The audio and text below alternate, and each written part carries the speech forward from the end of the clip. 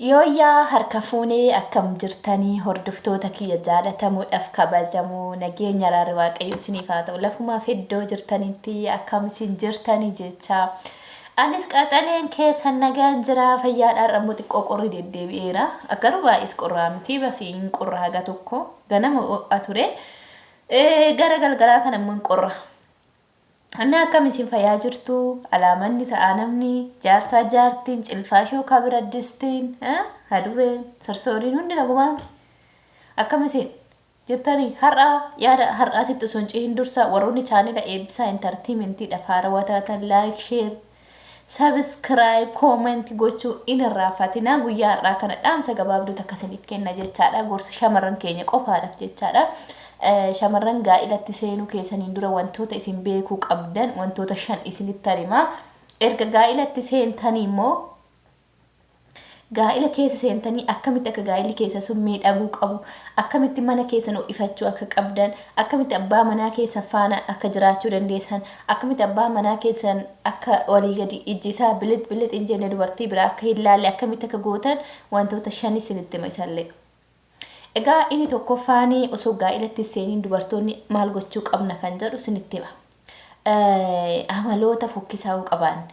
Amaloota fokkisaa isin jedhu amala nama arrabsuu, amala araadaa, amala dhugaatii, suusii garagaraa qabaanne jechaadha. Dhiisuu qabna. Dursinee mataa keenya amansiisnee amaloota akkasiisan ofirraa dhiisuu qabna. Lammaffaarratti akka ebeluun jiraadha jennee hawwuu osoo hin taane akka waaqayyo naa kennetti jireenya mataa koon jiraadha jennee of amansiisnee jireenyatti seenuu qabna.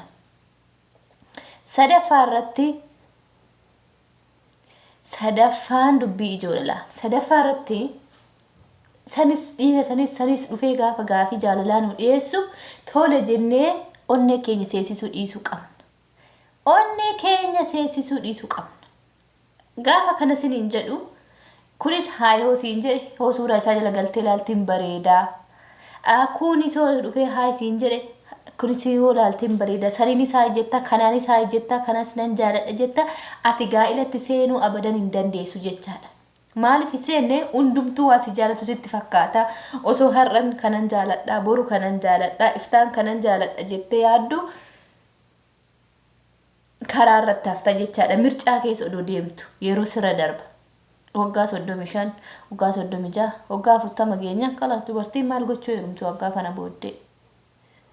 Wannumti heerumtuuf hin jiru kaa. Tokkoffaa wanni maastireeshiniin keessan dhaabachuudha kaanaan waggaa 45 yaga 50 jidduutti dhaabbata waan ta'eef maal gochuu heerumtan.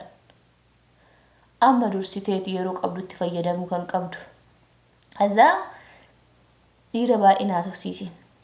Sammuu kee kana akkasii hatu waan ta'eef. Sammuun kee miirri kee gara baay'ee si facaa'a waan ta'eef. Qabxiin afraffaan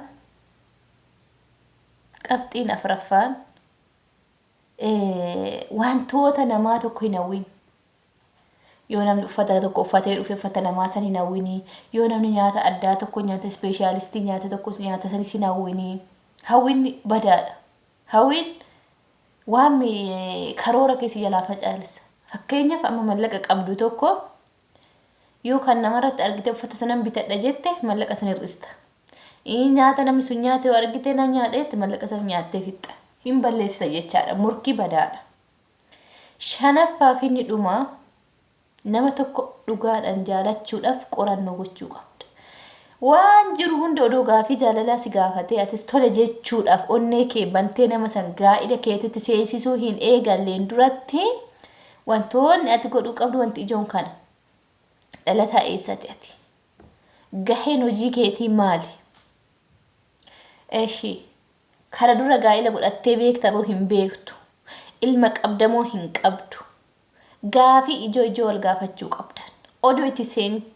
Ati soo ilma qabaatte inni soo ilma qabaate. Yoo hin qabaatin isin lachuu singilisoo taatan kan duroo heerumin soo fuudhinis ta'e waan kana beektanii wal seenuu qabdan.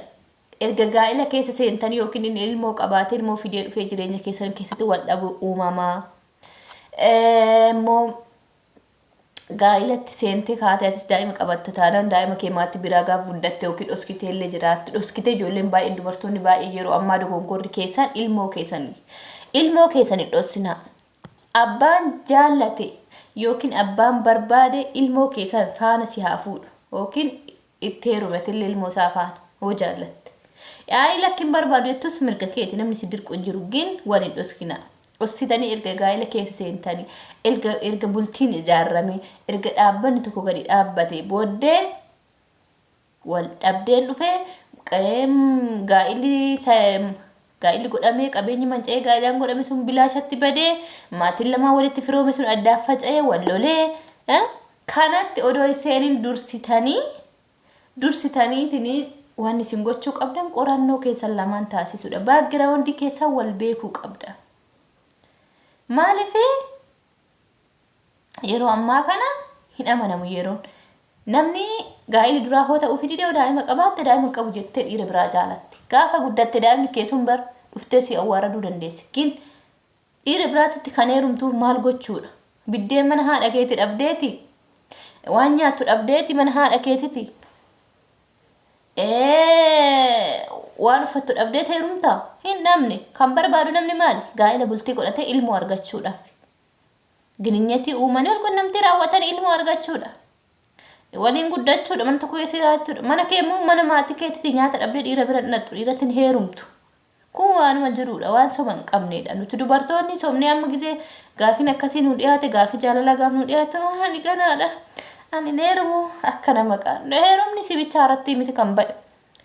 Heerumni addunyaa guutuutu heerumaa jira. Addunyaa guutuutu dhalaa jira. Addunyaa guutuutu ilmaa fi intala argataa jira. Maal sibicha irratti eegaleeri? Xayyib. Kuni qaanii qabu. Sheemillee qabu qashti. Isa alfatti nanasii jira. Innaa kanaafuu kana gochuu qabda. Ilmoo qabaatte yoo ilmoo kee ajji si jaallate kasitti dhufe sun ilmoo kee faana si haa jaallatu. Isin jaalladhoo jedhu isaa dhiisu. Dirqiin qabdu. Gaa'ilatti seentee kaatee ilmoo tee dhoskuun maali? Maal soquutti heerumta ka isarraa ilmoo biraa argachuudha miti. Isaa ilmoo uumuudhaa miti. Isaaf ilmoo dhaluufi miti. Maal godhu heerumtoon biraa? Kanaafuu ilmoo kee dhossi. Ilmoon kennaa waaqayyooti. Ilmoo hiree isii waan hin beektu. Ilmoo kee dhossina. Paarsaantii 100 keessa yeroo ammaa dubartoonni ulfa baasan. Ulfoofteen abbaan manaa ishii yoo ishii gaade riyaan jaalallee dhoskaa ishii yoo kaade iluu ulfa ofirraa baasta. Kunillee ta'uun qabula. Tokkoffaa masxanqaqaa gochuu qabdan dubartoonni keenya. Wal qunnamtii isaaniitti ce'uun duratti wantoota dudduubbee wantoota barbaachisan ulaagaa guuttanii itti seenuu qabdan malee kootu wal laallannee wal fuuna inni jedhu sun hin ta'u. Hin ta'u yoo sii ta'aaf ta'e yoo hin taataaf taate viidiyoo lidawwalaa fuula wallaalaa malee qaamaan dhiira bira dhadha taanan wanni maal si haa godhu firee hoteelatti si waame maal akkasi godhu bira dhadha bishaan sitti waraaba seete moo tubboo wayii sitti yallisa. Kanaafuu of eeggannoo godha. Ulfooftanii ulfan baasina. Cubbuudha lubbuu baasuun. Amma immoo qabxiin erga gaa'ilatti seennee qabxii 5 tokko isinitti himaa. Qabxiin tokkoffaa uffannaa mana keessatti. Wal fuutanii nyaata ati hojjettuu fi uffannaadha wanni bultii mana keessa dhiigu. Wanni alatti isa oofu abbaa manaa yookiin dhiirri tokko kan alala barbaadu mana keessa yoo ati uffannaa gaarii uffatte fakkeenyaaf dubartoonni keenya amma uffata mana gabahaa ooluun mana keessa illee uffanna. Uffata ittiin biddeen toshaa ooltee mana xaragaa ooltee waa meeqa hojjechaa ooltee rixii sirra yaa'ee curuqruq jedhe kana isa uffattee yoo inni alaa galu itti barriitti gadi dhufte akkam godhareen dabbara dhiirri ala yaala ishee ala qullaa deemtu ishee asii qamisii gabaabduu uffattee ispoonjii of keessa godhatee akkana godhattu ishee ilaaluu deema. Dhiirri ishee ilaaluu deema laal shamarran keenya seente taanan gaa'ila keessatti qabachuu qaba. Akkaataa itti qabdu si barsiisaa jiran har'a. Qabannaa toshi. Qabannaa gaafa siniin jedhu akkatti qabuu miti. Nyak-nyakitti jechuu miti. Dhiira biliitidhaan qabatte. Dubartiin qarummaadhaan qabatte abbaa manaa ishee. Kaza uffannaa akkamii uffachuu qabdaa? Qamisii gabaabduu. Mataa kee waan qabdu fiffilattee diddibdee haxooftee gadi cicciibsitee akkatti faaggaa ol dhaabdee itti gadi deemuu osoo hin taane waan daboo ofitti martee itti gadi deemuu osoo hin taane abbaan manaa keenya jaallatu qabu. Ala keessa deemtu uffata babal'aa lafa kee mul'isnee mataa kee shafanattee deemuu mirga qabda. Gin mana keessatti isa gammachiisuudhaaf waan ati gochuu qabdu mana keetiif bakka tokkoffaa mana kee keessa miidhaguudha. Ala caalaa mana kee keessa miidhaguudha. namoonni baay'een ala irra guddachuu fedhu. Gurra namaa irra guddachuu fedhu. Gurra sodaatu malee mana ofiitiif hin cinqaman. Amma keessummaan tokko alaa dhufe nyaata gaarii, ittoo gaarii, waan urgaa hojjennee keessummaa dhalaatu irra filan. Maqaan bada jedhu. Ta'uun qabu inni sun. Tokkoffaa abbaa manaa keetii manatti ittoo gaarii kennuu qabda. Ittoo seeraan qulliitiin isaa urgaa'ee kennuufii qabda.